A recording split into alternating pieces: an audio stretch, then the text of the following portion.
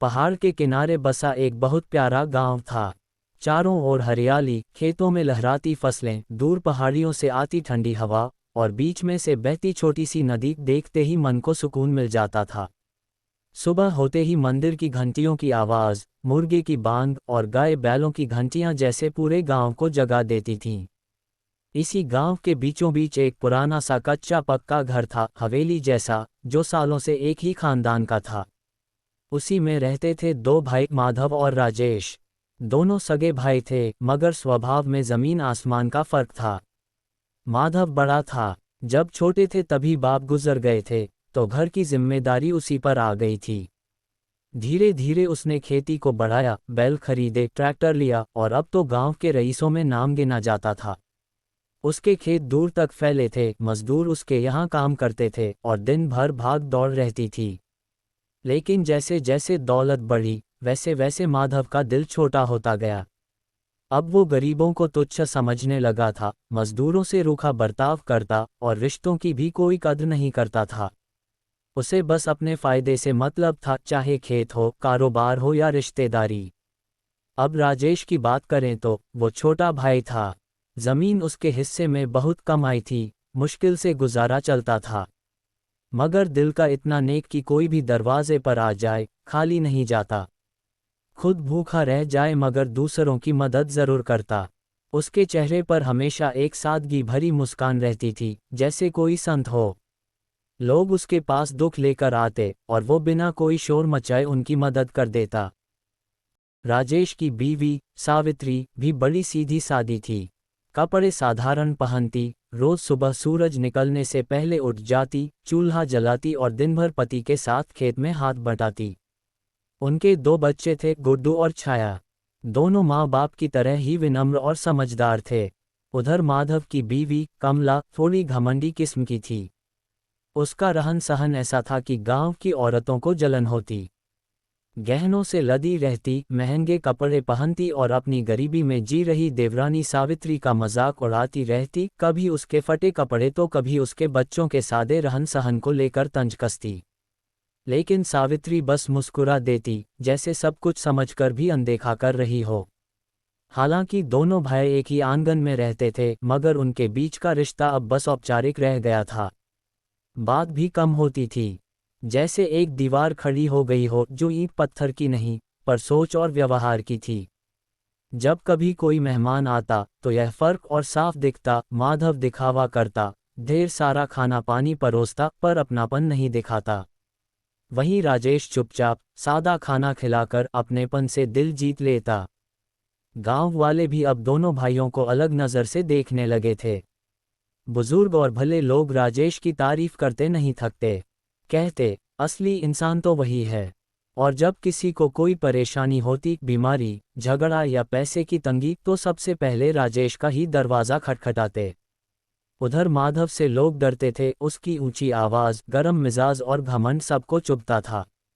हाँ, कुछ लोग उसके आगे पीछे घूमते भी थे, मगर दिल से कोई भी उसे पसंद नहीं करता था। बात गांव में चटपट फैल गई। लोग फिर से राजेश की तारीफ करने लगे। लेकिन माधव को इसकी कोई परवाह नहीं थी। उल्टा वो लोगों से कहता, भाई साहब तो दिखावे के बड़े शौकीन हैं। 5-10 रुपये देकर मसीहा बन जाते हैं। लेकिन सच सब जानते थे। समय बीतता गया, मगर घर की तस्वीर वही रही, एक आंगन, एक पीपल का पेड़ और उसमें दो दुनियाएं, एक जो पैसों से चमकती थी पर दिल से सूनी थी, दूसरी जो सादगी से भरी थी पर इंसानियत से ओतप्रोत। और यहीं से इस कहानी की असली राह शुरू होती है, जहां आगे चलकर किस्मत, वक्त और सच के इम्तिहान में ये दो भाई आमने सामने खड़े होंगे। एक दिन दोपहर के वक्त जब गांव का सूरज सिर के ठीक ऊपर चमक रहा था और लोग अपने अपने काम में लगे थे, तभी गांव के कच्चे रास्ते पर एक अजनबी बुजुर्ग दिखाई दिया। उसके बाल सफेद और बिखरे हुए थे, कपड़े धूल और मिट्टी से सने हुए, और चाल इतनी धीमी जैसे कई दिनों से ठीक से खाया पिया ना हो। हाथ में एक लाठी थी जिस पर टिका वो धीरे धीरे चल रहा था। वो सबसे पहले एक घर गया, दरवाजे पर खड़ा होकर कुछ कहा। शायद रोटी मांगी होगी, लेकिन औरत ने अंदर से डांट दिया, जा बाबा, आगे जा, यहाँ कुछ नहीं मिलेगा। फिर दूसरे घर गया, वहां से भी ताने मिले, मुफ्तखोर कहीं का, मेहनत क्यों नहीं करता। एक एक कर वह करीब 5-6 घरों से अपमानित होकर लौटा। थका हुआ और निराश वो किसी पेड़ की छांव भी ढूंढ नहीं पा रहा था। आखिरकार वह लड़खड़ाते हुए माधव के घर के सामने पहुंचा। हवेली के बरामदे में माधव खाट पर बैठा पान चबा रहा था, एक मजदूर को डांट रहा था। जैसे ही उसकी नजर उस बूढ़े पर पड़ी, आंखें सिकुड़ते हुए बोला, अबे कौन है रे तू, क्यों टपक पड़ा मेरे दरवाजे पर, जा यहां से, भिखारियों का अड्डा थोड़ी है ये। बूढ़ा कुछ बोलता इससे पहले ही माधव ने गुस्से में पैर पटका, चल हट, काम धंधा नहीं है क्या तुझे, सबको खाना खिलाने का ठेका थोड़ी ले रखा है मैंने। बूढ़े की आंखों में आंसू भर आए, उसका गला रुंध गया, वो चुपचाप मुड़कर जाने लगा। तभी सामने से राजेश खेत से लौट रहा था, माथे पर पसीना और हाथ में फावड़ा था। उसने बूढ़े को जाते देखा, चेहरे की थकावट और आंखों की मायूसी को पढ़ लिया। दौड़कर पास गया और प्यार से पूछा, बाबा क्या हुआ, ऐसे क्यों घूम रहे हो धूप में। बूढ़ा कुछ कह नहीं पाया, बस धीरे से बोला, बेटा थोड़ा खाना चाहिए था, भूखा हूं कई दिन से। राजेश ने फौरन उसका हाथ पकड़ा और बोला, चलिए बाबा हमारे घर चलिए। हमारे पास भले ही ज्यादा न हो, पर किसी भूखे को ठुकराना पाप होता है। वो बूढ़े को सहारा देकर अपने घर लाया। आंगन में बैठाकर पत्नी सावित्री को आवाज दी, अरे सुनती हो, जरा पानी गरम कर दो, बाबा को नहलाना है, और देखना जो बच्चा खुच्चा खाना है वो गरम करके ले आना, आज हमारे घर में भगवान आए हैं। सावित्री ने मुस्कुराकर हाँ में सिर हिलाया और काम में लग गई। कुछ ही देर में राजेश ने बाबा को साफ पानी से नहलाया, अपना पुराना लेकिन साफ कुर्ता पहनने को दिया। फिर खाट पर बैठाकर खाना परोसा, सादा दाल चावल और रोटी, मगर उसमें सेवा और सम्मान की मिठास थी। बूढ़ा खाते खाते भावुक हो गया, उसकी आंखें भर आईं। बोला, बेटा मैं जिंदगी में बहुत घूम चुका हूं, पर तेरे जैसा इंसान बहुत कम देखा है। तू तो जैसे मां अन्नपूर्णा का भेजा हुआ कोई सच्चा बेटा है। रात को राजेश ने बाबा को सोने के लिए एक खाट दी, ऊपर पुराना मगर साफ कंबल डाल दिया। गांव में बिजली अक्सर नहीं रहती थी, तो राजेश ने दिया जलाकर पास रख दिया। खाने के बाद दिया की रोशनी में बूढ़े ने राजेश से लंबी बातें की, जिंदगी, इंसानियत, दुनिया की सच्चाई। राजेश सुनता रहा, चुपचाप, जैसे किसी पुराने साधु की वाणी हो। सुबह जब सूरज की पहली किरण आंगन में पड़ी, बाबा धीरे से उठा और राजेश के पास आकर बोला, बेटा तेरा ये अपनापन यूं ही नहीं जाएगा। तू सोच रहा होगा मैं कौन हूं, मगर याद रख, तुझ पर अब ऊपर वाले की विशेष कृपा होगी। आज से तेरे जीवन की दिशा बदलने वाली है। राजेश ने अचंभे से पूछा, बाबा आप ऐसा क्यों कह रहे हैं। बूढ़ा बस मुस्कुराया और बोला, समय आने पर सब समझ आएगा बेटा। और फिर वो बिना कुछ लिए धीरे धीरे गांव से बाहर की ओर चल पड़ा। राजेश उसे जाते हुए देखता रहा, और उसके दिल में कई सवाल उठते गए। सुबह की धूप धीरे धीरे आंगन में फैल रही थी। पक्षियों की चहचहाहट और हल्की हवा की सरसराहट गांव की उस शांत सुबह को और मधुर बना रही थी। राजेश अपने घर के बाहर आम के पेड़ के नीचे बैठा था और गाय को चारा डाल रहा था। तभी वो बूढ़ा आदमी, जिसे कल रात उन्होंने भोजन और शरण दी थी, धीरे धीरे चलते हुए उसके पास आया। उसके चेहरे पर गंभीरता थी और आंखों में कोई गहरी बात छिपी हुई सी जान पड़ रही थी। राजेश ने उसे देखकर मुस्कुराते हुए कहा, बाबा कैसे हैं अब आप? रात को नींद तो ठीक से आए? बूढ़े ने धीमे स्वर में जवाब दिया, हाँ बेटा, तेरे यहाँ आकर आत्मा को सुकून मिला। लेकिन अब समय आ गया है कि मैं तुझे कुछ बहुत जरूरी बात बताऊं। राजेश थोड़ा चौंका। उसने चारा छोड़ते हुए हाथ झाड़े और बोला, आइए बाबा, छांव में बैठते हैं, फिर बताइए क्या कहना है। दोनों आम के पेड़ के नीचे खाट पर बैठ गए। बूढ़े आदमी ने इधर उधर देखा, जैसे कोई उन्हें देख न रहा हो, फिर बोला, बेटा राजेश, मैं वो नहीं हूं जो तू समझ रहा है। मैं कोई साधारण भिखारी या मुसाफिर नहीं हूं। मैं बहुत कुछ छिपाकर बैठा हूं। राजेश की भौहें सिकुड़ी। उसने ध्यान से बाबा की ओर देखा। क्या मतलब बाबा? बूढ़े ने गहरी सांस ली, फिर कहना शुरू किया, बहुत साल पहले की बात है, जब मैं जवान था, तेज, ताकतवर और चतुर भी। उस वक्त मैं इस गांव में एक व्यापारी के रूप में आया था। व्यापार के बहाने मैंने आसपास के जंगलों की गहराई को जाना और एक दिन किस्मत ने साथ दिया, एक पुराना मंदिर मिला। उस मंदिर की जमीन में छिपा था एक खजाना, सोने चांदी के सिक्के, मूर्तियां और कीमती पत्थर। मैं उस खजाने को पूरी तरह से निकाल नहीं सका क्योंकि वह बहुत भारी था और अकेले संभालना मुश्किल था। तब मैंने तय किया कि उसे वहीं मिट्टी में दबा दूं और बाद में लौट कर लूंगा। राजेश की आंखें हैरानी से फैल गईं। उसने विश्वास और उत्सुकता से पूछा, फिर क्या हुआ बाबा? बूढ़ा आगे बोला, कुछ दिनों बाद, जब मैं दोबारा वापस लौटने वाला था, तो एक हादसा हुआ।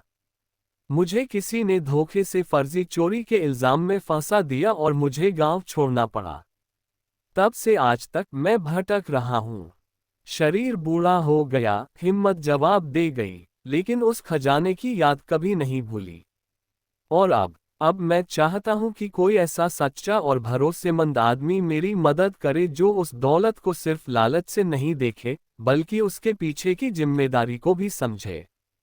राजेश कुछ पल चुप रहा। उसके मन में कई सवाल थे, लेकिन उसने शांत स्वर में पूछा, आपको कैसे यकीन हुआ कि मैं इस लायक हूं? बूढ़ा आदमी मुस्कुराया, जैसे उससे पहले से यह सवाल पता हो। वह बोला, बेटा, तेरी आंखों में जो दया और सच्चाई देखी, वही मेरे लिए सबसे बड़ी पहचान थी।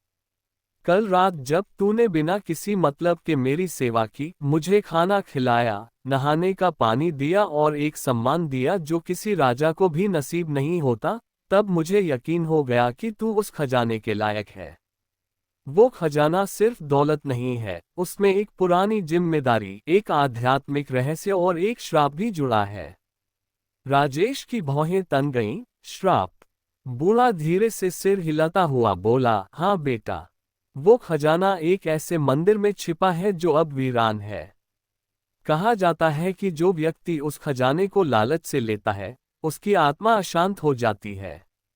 लेकिन जो सेवा और सच्चाई के भाव से उसे छूता है, उसका जीवन धन और पुण्य दोनों से भर जाता है। राजेश की आंखों में अब उत्सुकता कम और गंभीरता ज्यादा थी। उसने सिर झुकाया और धीरे से कहा, बाबा, मैं किसी लालच से आपकी मदद नहीं करना चाहता।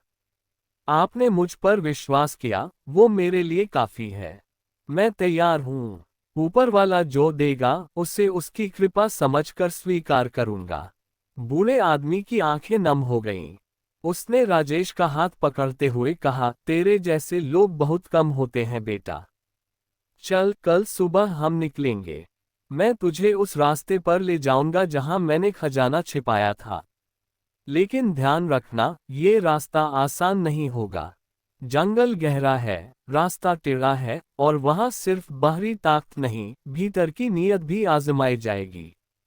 राजेश ने सिर हिलाया और फिर अपनी पत्नी से जाकर सब कुछ बताया। पत्नी थोड़ी चिंतित हुई लेकिन बोली, अगर तुम्हारा मन साफ है और तुम मदद के लिए जा रहे हो, तो अल्लाह जरूर भलाई करेगा। मैं दुआ करूंगी। अगले दिन की तैयारी शुरू हो गई। राजेश ने कुछ सूखा खाना, एक पानी की मटकी और एक डंडा बांध लिया। उसने भगवान की तस्वीर के आगे हाथ जोड़कर कहा, मैं बस एक मुसाफिर हूं, तू रास्ता दिखा देना। बूढ़ा आदमी तैयार था। उसकी चाल में अब एक नई उम्मीद की चमक थी। और राजेश अपने विश्वास और सच्चाई के साथ उस अनजान खजाने की ओर चल पड़ा, जहां केवल दौलत नहीं, उसकी नियति भी उसका इंतजार कर रही थी। दोनों एक पुराने कच्चे रास्ते से जंगल की तरफ चल पड़े। सूरज सर पर चढ़ने लगा था, गर्मी भी थी, पर जंगल की हवा में थोड़ी ठंडक थी। बूढ़ा आदमी झुककर धीरे धीरे चल रहा था और राजेश उसके साथ कंधे से कंधा मिलाकर। करीब 1 घंटे चलने के बाद वे उस जगह पहुंचे जहां पहले कभी एक बड़ा बरगद का पेड़ होता था। अब वहां बस उसकी जड़ों के निशान और थोड़ी सी सूखी मिट्टी बची थी। बूढ़ा रुक गया, जमीन की तरफ इशारा करके बोला, यही है, अब खोदना शुरू कर। राजेश ने हैरानी से देखा, क्या है बाबा? बूढ़ा बोला, तेरे जैसे अच्छे इंसान के लिए कुछ रखा गया है यहाँ, तू बस खोद। राजेश ने जल्दी से आसपास से एक टूटी फूटी लकड़ी खोजी और खुदाई शुरू कर दी। बूढ़ा भी धीरे धीरे बैठ गया और अपने हाथों से मिट्टी हटाने लगा। धूप तेज हो गई थी, दोनों के माथे पर पसीना बहने लगा, कपड़े भी मिट्टी से भरने लगे। घंटों बीत गए, राजेश की उंगलियां थक गईं, पेट में चूहे दौड़ने लगे, लेकिन उसने रुकना मंजूर नहीं किया। बूढ़ा कुछ नहीं कह रहा था, बस एक सुकून भरी मुस्कान के साथ मिट्टी हटाता जा रहा था। और फिर टनन, एक धातु जैसी आवाज आई। राजेश की आंखें चमक उठीं। उसने और खोदा, और एक लोहे की संदूक नजर आई, गांठ लगी हुई, ऊपर से पूरी जंग खाए, लेकिन साफ दिख रहा था कि बहुत पुराना है। राजेश ने दोनों हाथों से जमीन साफ की, संदूक बाहर निकाली, जोर लगाकर ढक्कन खोला, और फिर हाय राम, राजेश के मुंह से निकला। संदूक के अंदर सोने की मोटी मोटी चूड़ियां, चांदी के सिक्के, रंग बिरंगे कीमती पत्थर और पुराने जमाने की थैलियों में भरे पुराने सिक्के। आंखें चौंधिया गईं। बूढ़ा वहीं पास बैठा मुस्करा रहा था। बोला, राजेश, जैसा वादा किया था, इसका आधा हिस्सा तेरा है। राजेश ने फौरन सिर झुका लिया। बाबा, मैं तो आपके साथ ऐसे ही आया था। आपको तकलीफ न हो इसलिए मैं खजाने के लिए नहीं आया। बूढ़ा हंस पड़ा। अरे पगले, यही बात तो तुझे अलग बनाती है। तुझमें कोई लालच नहीं, नीयत साफ है। यही वजह है कि इस खजाने पर तेरा हक बनता है। राजेश ने फिर मना किया। नहीं बाबा, मैं नहीं ले सकता। ये सब आपका है। बूढ़ा थोड़ा कड़क आवाज में बोला। देख राजेश, जब इंसान देने को तैयार हो तो लेने में संकोच नहीं करना चाहिए। मैंने अपने जीवन का सबसे बड़ा राज तेरे साथ बांटा है, क्योंकि तू उस लायक है। अब अगर तू मना करेगा तो ये मेरी बेइज्जती होगी। राजेश थोड़ी देर चुप रहा, फिर बोला, ठीक है बाबा, जैसे आप कहें, लेकिन मैं इसका इस्तेमाल सिर्फ अच्छे काम के लिए करूंगा। बूढ़ा मुस्कुराया। मुझे मालूम है बेटा, तू गांव के लिए कुछ करेगा। और वाकई, राजेश ने जब वो खजाना लिया तो उसका मन नहीं बदला। उसने सबसे पहले गांव के टूटे स्कूल की मरम्मत करवाई, फिर एक कुआं खुदवाया जिससे सबको पानी मिले। विधवा औरतों की मदद करने लगा, गरीब बच्चों की फीस भरने लगा। लोग सोचते थे, पैसे वाला बनते ही लोग बदल जाते हैं, लेकिन राजेश पहले जैसा ही रहा, मुलायम बोल, सेवा का भाव, और सबका साथी। बूढ़ा बाबा फिर कभी नहीं मिला। कुछ कहते हैं कि वो कोई फकीर था, कुछ कहते हैं कि वो कोई परीक्षित आत्मा थी जो अच्छे इंसान की परख कर रही थी। पर राजेश के लिए वो बस एक बुजुर्ग था जो उसे आजमाने आया था, और फिर सदा के लिए कहीं खो गया। गांव के लोग भी धीरे धीरे नोटिस करने लगे कि राजेश की जिंदगी में अब अच्छा खासा बदलाव आ गया है। पहले जैसे कपड़े, वही सादा स्वभाव, लेकिन अब घर में रौनक भी है और चेहरे पर तसल्ली भी। फिर भी उसका चाल चलन बिल्कुल पहले जैसा, न कोई घमंड, न अकड़, बस वही पुराना विनम्र और मददगार राजेश। उधर माधव और उसकी पत्नी की हालत देखने लायक थी। दोनों को समझ ही नहीं आ रहा था कि ये सब अचानक कैसे हो गया। एक दिन माधव की पत्नी ने चुप्पी तोड़ी और ताने कसते हुए बोली, सुनो, तुमसे छोटा भाई अब हमारे सामने शान दिखाने लगा है। लगता है कहीं से खजाना मिल गया है इसे। माधव ने कुछ नहीं कहा, बस होंठ भींचकर चुप बैठा रहा। लेकिन भीतर भीतर उसके मन में जलन की आग भड़क रही थी। अरे, ऐसा खजाना तो मुझे मिलना चाहिए था।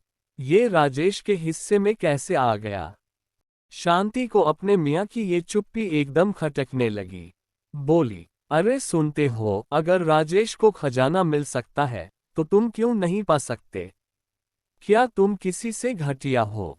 बस ये बात माधव के दिल में तीर की तरह चुभ गई। ये सिर्फ ताना नहीं था, जैसे किसी ने अंगीठी में जलती लकड़ी पर तेल डाल दिया हो। अगले कुछ दिन वो ऊपर से तो चुप रहा, लेकिन भीतर भीतर ठान चुका था, देखूंगा ये राजेश का भेद क्या है और इसे खोल कर रहूंगा। अब उसने चालाकी से गांव के लोगों से हौले हौले बातें शुरू कर दी। कभी कुएं पर पानी भरते वक्त दो बात पूछ ली, कभी पनघट पर तो कभी खेत की मेड़ पर बैठे बैठे गपशप में टटोल लिया। कोई साफ साफ कुछ कहने को तैयार नहीं था, लेकिन टुकड़ों टुकड़ों में बात उसके हाथ लग रही थी। एक दिन एक बूढ़ा किसान, जिसे राजेश ने हाल में ही अनाज उधार दिया था, यूं ही बोल पड़ा। सुना है, एक बूढ़ा आदमी उसके घर आया था। उसी के आने के बाद से सब कुछ बदल गया। ये सुनते ही माधव का दिल धक से रह गया। ओह, तो यही राज है। जरूर वही बूढ़ा कुछ लेकर आया होगा और राजेश को मिला होगा। अब उसकी बेचैनी और बढ़ गई। सोचने लगा, अगर ये बूढ़ा खजाना लाया था तो हो सकता है उसके पास और भी हो। शायद बाकी हिस्सा कहीं छिपा हो। अगर मुझे पता चल गया तो। उस रात उसने ठान लिया। चांदनी रात थी, हवा में हल्की ठंडक, चारों तरफ सन्नाटा। कहीं कहीं कुत्तों के भौंकने की आवाज गूंज रही थी। माधव ने आहिस्ता से घर का दरवाजा भीतर से बंद किया, ताकि शांति को भनक न लगे, और दबे पांव निकल पड़ा। पेड़ों की आड़ लेता हुआ वो धीरे धीरे राजेश के घर के पास पहुंचा। घर बिल्कुल शांत था, मगर भीतर से धीमी धीमी बातें आ रही थीं। माधव आंगन के बाईं ओर बने गोहाल के पीछे जाकर झुककर बैठ गया, जहां से खिड़की के पास की आवाज साफ सुनाई दे रही थी। अंदर से एक गहरी बूढ़ी आवाज आ रही थी। राजेश बेटा, मैंने जो तुझे दिया है वो तेरी मेहनत और नेकदिली का इनाम है। याद रख, खजाने का बड़ा हिस्सा अब भी जंगल के उस पुराने पीपल के नीचे है, लेकिन किसी लालची के हाथ नहीं लगना चाहिए। राजेश बोला, बाबा आप निश्चिंत रहिए। आपकी बात मैं कभी नहीं भूलूंगा। जो आपने दिया है उसी में मैं और माँ का जीवन ठीक से गुजार लेंगे। बाकी खजाने को मैं कभी छूऊंगा भी नहीं।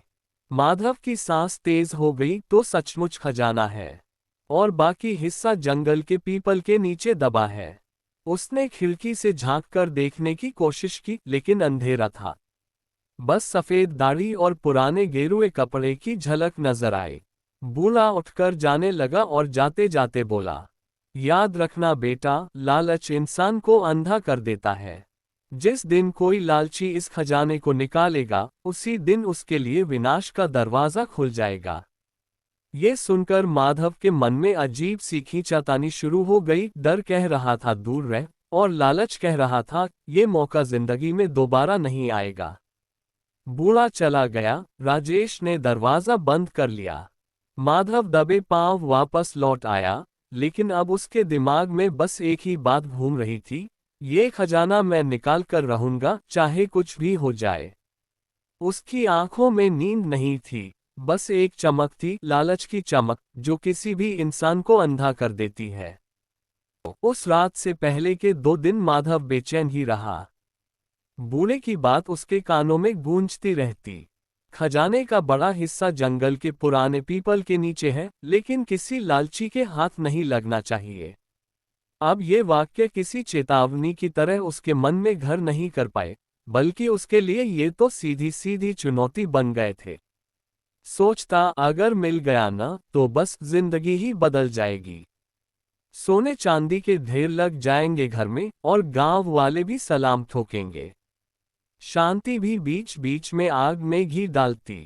कब तक बैठे रहोगे? ऐसे मौके बार बार नहीं आते। आखिरकार एक रात माधव ने ठान ही लिया, आज ही निकलूंगा। गांव में सन्नाटा था, चांद आधा छिपा था और हवा में ठंडक। उसने धीरे धीरे घर का दरवाजा खोला, बाहर झांका, फिर फावड़ा और एक बोरी लेकर दबे पांव निकल पड़ा। गांव के किनारे से आगे बढ़ते ही जंगल शुरू हो गया। इधर उधर झींगुरों की आवाज, बीच बीच में उल्लू की डरावनी हूट, मगर उसके कान अब सिर्फ खजाने की खनक सुन रहे थे। सीधे पहुंचा उस पुराने पीपल के पास। तना मोटा, जड़ें बाहर निकली हुई और नीचे की मिट्टी थोड़ी धसी हुई। उसने इधर उधर नजर दौड़ाई, फिर फावड़ा गाड़ दिया मिट्टी में। शुरुआत में तो जोश में खुदाई करता रहा, पर आधा घंटा बीत गया, कुछ हाथ नहीं लगा। सोचा शायद गहराई में होगा, और तेजी से खोदने लगा। कपड़े मिट्टी में सने, माथे से पसीना टपक रहा था, सांसें फूल रही थीं। अचानक ठक की आवाज हुई, फावड़ा किसी खोखली चीज से टकराया। दिल धक धक करने लगा। यही है। मिट्टी हटाई तो सामने खाली गड्ढा था। साफ दिख रहा था कि यहाँ पहले खुदाई हो चुकी है। वो वहीं बैठ गया, मुट्ठी भर मिट्टी हवा में फेंकी। साला, किसी ने पहले ही निकाल लिया। गुस्से में फावड़ा पटका और भारी कदमों से गांव लौट आया। घर पहुंचा तो सुबह का उजाला बस फैलने वाला था। चुपचाप खाट पर गिर पड़ा। सोचा सुबह शांति को क्या बताऊंगा, लेकिन बात बताने का मौका ही नहीं मिला। सुबह होते ही शांति की चीख गूंज गई। अरे हाय राम, सब लुट गया। माधव दौड़कर बाहर आया। संदूक खुला पड़ा था, कपड़े बिखरे, धान का बोरा फटा हुआ और उसमें छुपाए गहने गायब। छोटी तिजोरी भी टूटी हुई थी। शांति रो रोकर कह रही थी, हमारा सब कुछ ले गए, शादी में मिले गहने तक नहीं छोड़े। माधव एकदम पत्थर बनकर खड़ा रह गया। अब न खजाना मिला, न पुराना धन बचा, बस लालच और पछतावे का ढेर उसके सिर पर रह गया। उसे बूढ़े के शब्द याद आए, लालच इंसान को अंधा कर देता है। अब वो समझ गया था, मगर देर हो चुकी थी। सुबह सुबह का वक्त था, लेकिन माधव के घर का माहौल ऐसा था जैसे तूफान आने वाला हो। चोरी की वारदात के बाद उसका दिल गुस्से और शक से भर गया था। बिना सोचे समझे वो सीधा अपने भाई राजेश के घर जा पहुंचा। दरवाजा धड़ाम से खोलते ही वो चिल्लाया, मुझे सब पता है। ये चोरी तेरे कहने पर हुई है, ताकि मैं हमेशा कंगाल हो जाऊं। राजेश, जो करीब 35 साल का था, हैरान रह गया। उसने बड़े शांत स्वर में कहा, भाई, ये कैसी बातें कर रहे हो? मैं तेरा नुकसान क्यों करवाऊंगा? लेकिन माधव, जो उससे 3 साल बड़ा था, कुछ सुनने को तैयार ही नहीं था। तभी आसपास के लोग भी वहां जुटने लगे। भीड़ में से कई ने तुरंत बोलना शुरू कर दिया, अरे माधव, होश में आ। राजेश तो तेरा भला चाहता है। जिस भाई ने तेरे मुश्किल वक्त में मदद की, उसी पर इल्जाम लगा रहा है। तभी भीड़ के पीछे से एक बूढ़ा आदमी, करीब 70 साल का, धीरे धीरे आगे आया। उसके चेहरे पर गंभीरता और आंखों में गहराई थी। उसने माधव के कंधे पर हाथ रखकर कहा, बेटा, जो दूसरों की किस्मत से जलता है, उसकी अपनी किस्मत भी रूठ जाती है। तूने लालच में आकर अपना दिमाग खो दिया। खजाना मेहनत से मिलता है, चोरी छुपे लेने से नहीं। बूढ़े की बातों ने जैसे माधव के अंदर तक असर कर दिया। उसका गुस्सा पिघलने लगा, आंखें नीचे झुक गईं। उसे पिछले दिनों का अपना बर्ताव याद आ गया, जलन, शक और लालच। उसकी आंखें भर आईं। धीरे धीरे वो राजेश के पास गया, हाथ जोड़कर बोला, भाई, गलती हो गई। मैंने लालच में आकर तुझे गलत समझा।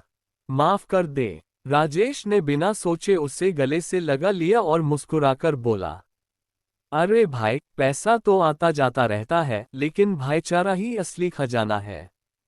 दिल साफ हो तो सब वापस मिल सकता है।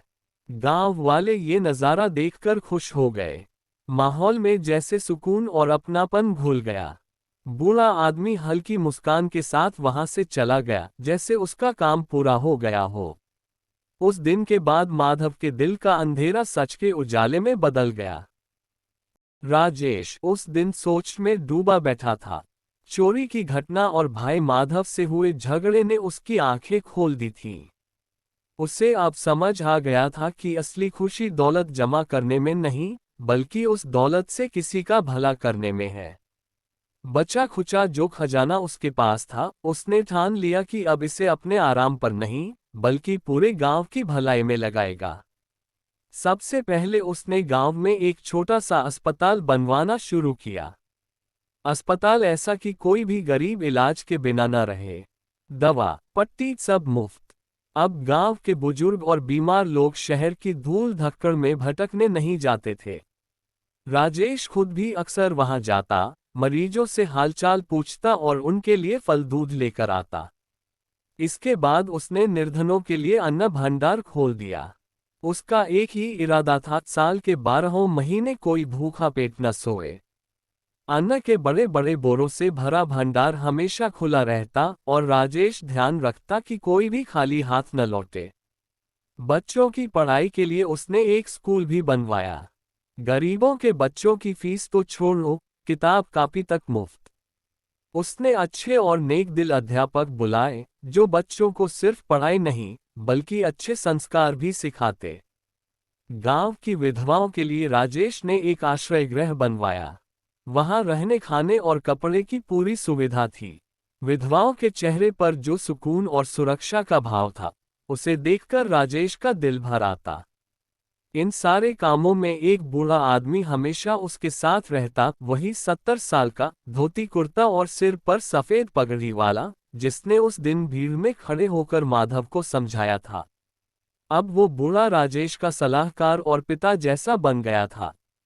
राजेश ने कभी अपने काम का दिखावा नहीं किया। चुपचाप विनम्रता से अपने कर्तव्य में लगा रहा। धीरे धीरे उसका नाम गांव में आदर और प्यार से लिया जाने लगा। लोग कहते, राजेश के पास सोने चांदी का खजाना नहीं बल्कि सोने जैसा दिल है। गांव की तस्वीर बदल चुकी थी, भूख कम हो गई थी, बच्चों की आंखों में सपने थे और बुजुर्गों के चेहरे पर चैन। राजेश ने साबित कर दिया था कि असली दौलत वही है जो दूसरों की भलाई में खर्च हो। दिन ढलते ढलते बूढ़े बाबा की तबीयत बहुत बिगड़ने लगी। चेहरा पीला पड़ गया था, सांसें भारी हो रही थीं।